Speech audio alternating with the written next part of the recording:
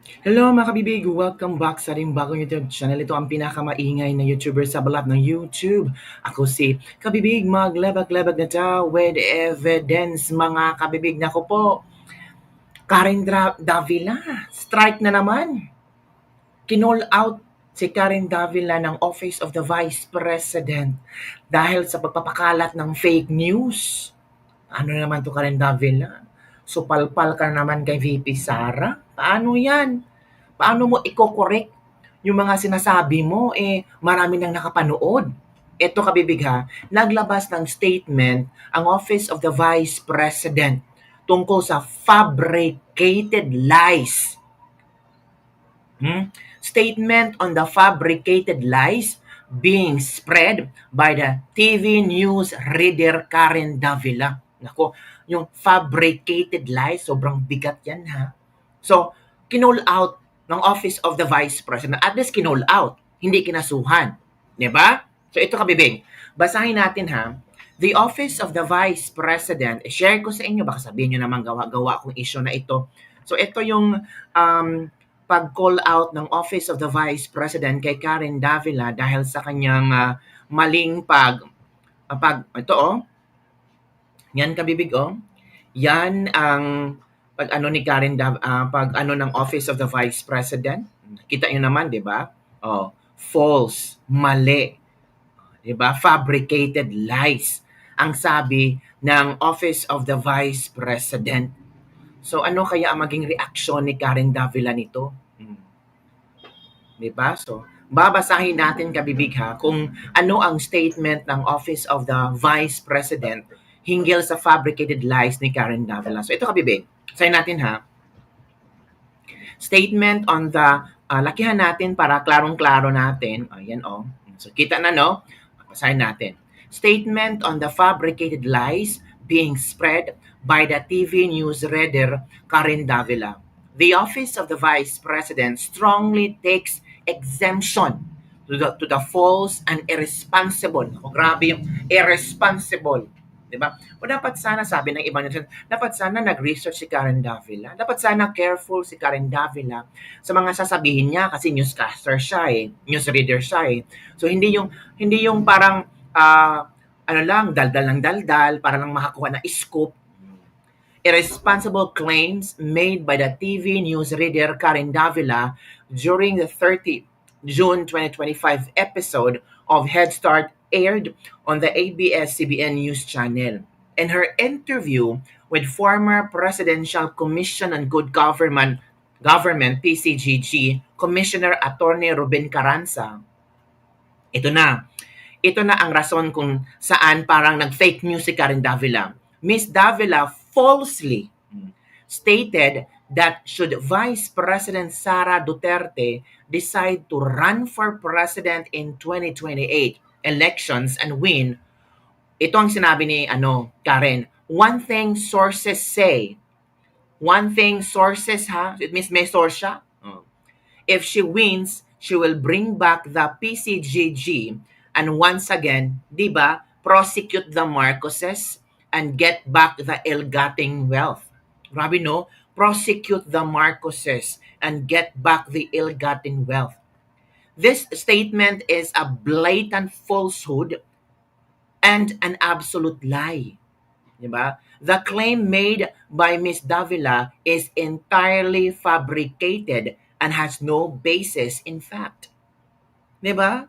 So talagang gusto ni Karen Davila na magkagulo or makakuha ng impormasyon galing kay Presidential Commissioner on Good Governance PCGG Commissioner Attorney Ruben Carranza, 'di ba? Tungkol sa pagbalik di umano ng PCGG kung si VP Sara ang manalo tapos i-prosecute ni VP Sara ang mga Marcoses para makuha ang ill-gotten wealth. Vice President Duterte has never made such a statement, nor has she expressed any intent or issued any policy direction remotely similar to what Ms. Davila irresponsibly and recklessly attributed to unnamed sources. Kasi sabi ni Karen, sabi kasi ni Karen, one thing sources say. So it means meron siyang source. 'di ba? Meron siyang katibayan na posible na totoo, 'di ba? So, yun mga kabibig. By citing anonymous sources to spread basement claims, Ms. Davila is engaging in reckless misinformation under the guise of journalist privilege. Citing anonymous individuals without any verifiable basis is not journalism, but a gossip masquerading as news. Chismosa, gossipera, marites. Mm. 'Di ba? But a gossip masquerading as news. So yung chismis, ginawa niyang balita. Yon. The Code of Ethics of the Philippine Press Institute, PPI, remains journalists that the paramount responsibility of the press is to serve the truth and that rumors and unverified reports should not be published or broadcast. Pero sabi ni Karen Davila, one thing sources say, so may source siya. So sana, she mentioned the name of the source. Di ba? Para ma-verify. Pero sabi ni VP Sara, hindi siya nagbigay ng statement ng ganyan. We call on Ms. Davila and her network to exercise greater journalistic responsibility and refrain from airing unverified claims that miss the public and tarnish reputation. The OVP reserves all rights to pursue appropriate remedies to protect the integrity and credibility of the Vice President. Tama lang din ang ginawa ng Office of the Vice President na i-call out si Karen Davila. We don't know kung ano ang magiging na to ni Karen Davila, kung ano ang kanyang response sa pag-call out ng Office of the Vice President tungkol sa sinasabi niya during sa isang interview, mga kabibig. Sana, we are not expecting that Karen Davila will produce an official statement or to correct her statement or baka sabihin niya kung sino ang source niya para magkaalaman, di ba? Doon parang na-shoot sa banga si Karen Davila yung one thing sources say. Sabi naman ng OVP, hindi naman nagbigay ng statement si VP Sara tungkol dyan.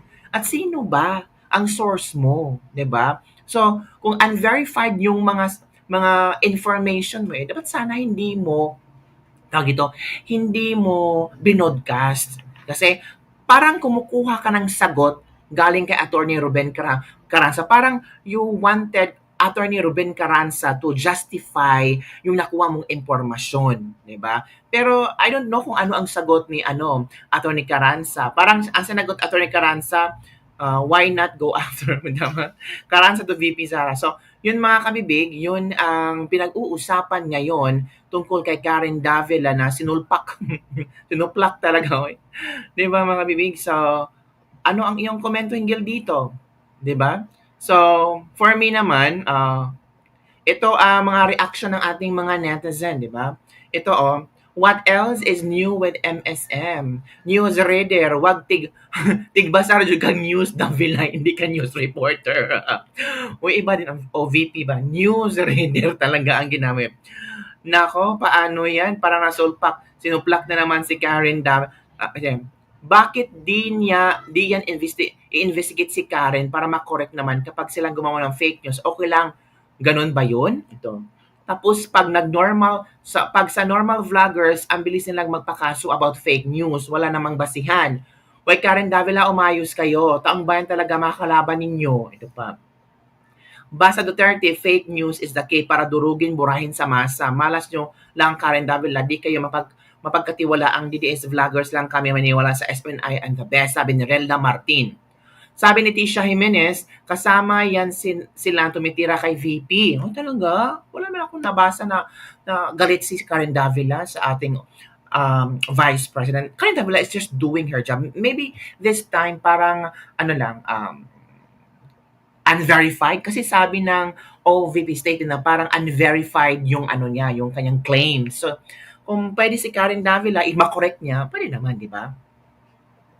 Ito pa, may bago pa ba sila sa kanila? News reader. Well, sana maglabas ng statement si Karen Davila hinggil dito para i-correct ang kanyang statement or baka meron talaga siyang sources. Kasi sinabi niya sources. So, posibleng may reliable sources ba ito? Kasi ang sinabi ng OVP, hindi nagbigay ng any statement. This statement is blatant falsehood, sabi ng OVP ha, and an absolute lie. The claim made by Ms. Davila is entirely fabricated and has no basis in fact. Vice President Duterte has never made such a statement, nor has she expressed any intent or issued any policy direction remotely similar to what Ms. Davila irresponsibly and recklessly attributed to unnamed sources. So ano ang iyong reaction nito mga kabibig? Comment down below. Um, well, the OVP ngayon, no, parang ang OVP ngayon parang nagmamasid na sa posibleng tawag dito, mga tawag dito, ibabato kay VP Sara. Kinokorek na ng OVP ang mga maling impormasyon. Kinokorek na ng OVP ang posibleng maging negative impact kay VP Sara. Nakita nyo, every now and then, ang OVP is very, tawag dito, nakamasid sila.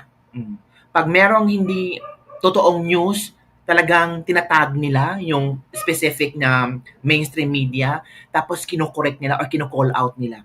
At I think may isang